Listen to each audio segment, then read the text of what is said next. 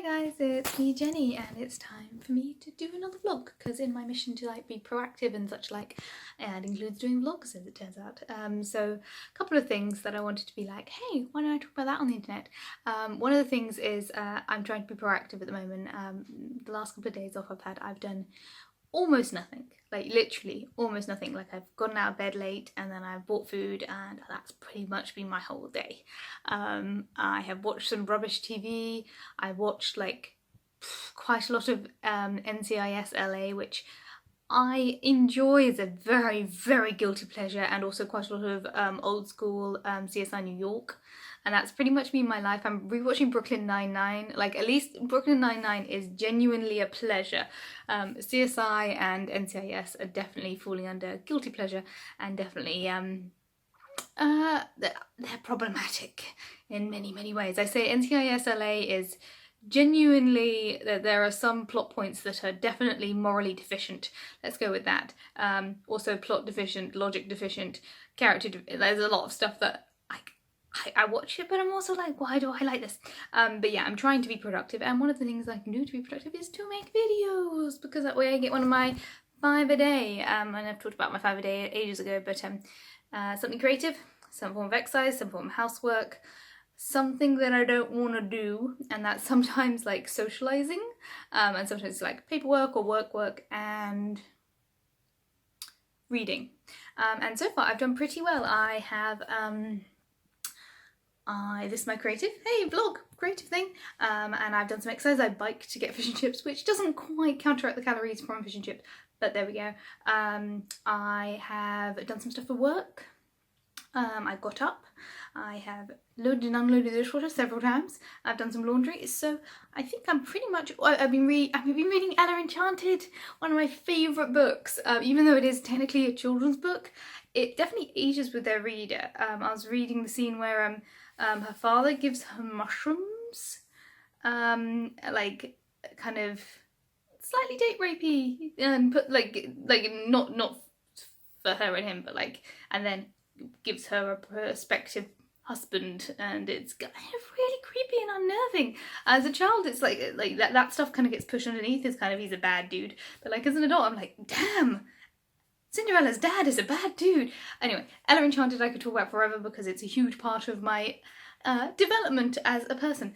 But yes, the other thing I want to talk about today, other than 5 a day and being productive and making videos, is today I was spending a lot of this morning when I was trying to get energized for the day, looking on Amazon and being like, I want some pretties, some new pretties, and I've been trying so hard. Like, those of you who've been watching for a while know I do no buy months, where I don't buy anything except things I absolutely need.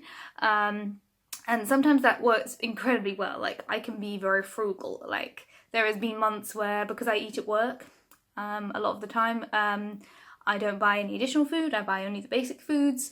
There are things on my list that I'm allowed to get and things that I don't get. And I can be very, very good at that. And I try so hard to be good at that. But then recently, because I've been I've been looking on things. Like, I think I ripped the plaster off for my birthday when I was like, I need to look at things and think of things that I actually want to buy, and that kind of broke the layers and layers that I have of trying to resist temptation, because I was like, well, if I were to, what would be a good gift?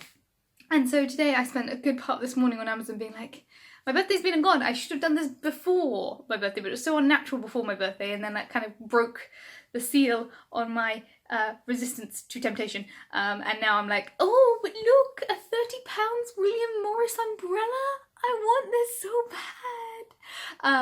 What else? Just loads of William Morris stuff. Apparently I love William Morris as a designer, and just, oh, so pretty. Like, I want a tablecloth, I want an umbrella, I want, just so what. I started looking at scarves. I don't need scarves. I have scarves, up on the coat rail up there. I don't need any more. I've got what I need. I don't need shoes. I was looking at shoes. I don't need jewellery. I just don't. So today's mission, or at least part of today's mission, was to actually put on pretty things that I already own and enjoy the pretty things that I own, because I already own enough and I cannot justify owning more. So today I wore this outfit. Ha! There we go. So I've got my pretty little shoes, which I can only wear during summer because they're cream. And if I wear them outside of summer, then they will get really dirty. There we go, I don't know if I'm in frame. And my little skirt that I bought for Japan. And this was, I think, a birthday present last year, this top. It's got like a little plait neckline, I really like it. And this was also a birthday present, this little kind of like jacket thing. And it's got pockets, and my skirt's got pockets. It's just the best. So rare. I've got change in my pockets, it would seem. And then I'm going to turn around again for, this is a necklace I bought for my D&D character. So I think I talked about this a while ago, but I'll repeat it because I can. So my last D&D character that I played was called Tisa. And there was an important part of her backstory involving and she was a street kid. I'm gonna spoil the hell out of this character because the campaign's done. And if I revisit her, then so be it. But yeah, she was a street kid. She was part of a temple as an orphan, and she ran away and lived on the streets, and it turns out her memory was changed. What? So all this time she thought she was part of like a racist anti-elf sort of nunnery type orphanage. But it turns out she's actually half drow, and the drows were good drows. But then they were taken over by bad drows, and then her memory got changed. So yeah, anyway, so she lived on the street, and she had like silver hair because she was half drow. And she made friends with a half-orc, and having grown up in a racist situation, yeah, this is one of those D&D backstories that's too long that no one wants to listen to. I'm gonna do it nonetheless. That was too sassy for my own good. I may have had Coke with my dinner, as in Diet Coke, not as in cocaine, because you can't have fish and chips without Coke. It's just a factor. You can't have it without ketchup. You can't have it without Coke. It's part of the thing. Anyway, I'm caffeinated. To conclude, yeah. So because she was like grew up in a racist environment, when she met a fellow half creature, a half orc on the streets, she like really bonded with him and like considered him like a big brother, and so for his birthday she bought him a moonstone because the colour was the same colour as her hair, to remember her by. And then they went on a heist together. They were street kids who just did pickpocketing, and then a bad man came along when she was a sexy teenager, and he was a sexy dude, so that also led to more drama, so much angst. Like Tisa is a big old angst backstory blitz.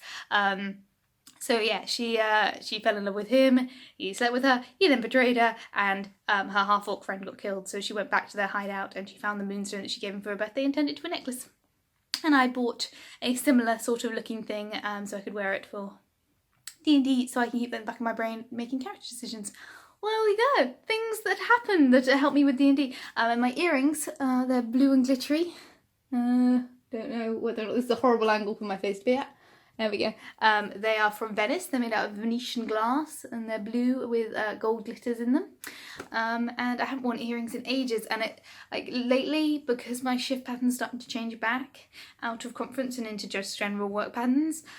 Instead of starting early every single day, some days I start later. So during the conference period, the mad summer rush work stuff that we do, I get up very early every single day, and some of those days I then stay all the way through till very late in the evening, and sometimes I just stay for the morning. Outside of conference times, it's either an early shift or a late shift, and when it's early or split every single day, that's fine. When it's late, oh my gosh, it's so hard to get up in the morning. So I usually roll out of bed, have to get straight into my work clothes and go to work in my work clothes, so I'm not out of work clothes all day and I just don't feel pretty. So I'm making an effort on my day off to wear earrings, which is the first time I've worn earrings in months, and enjoy myself and feel pretty. And there we go. Thus endeth the vlog. Thank you for watching. I'm going to spin around again. Hey, look at the outfit, so cute.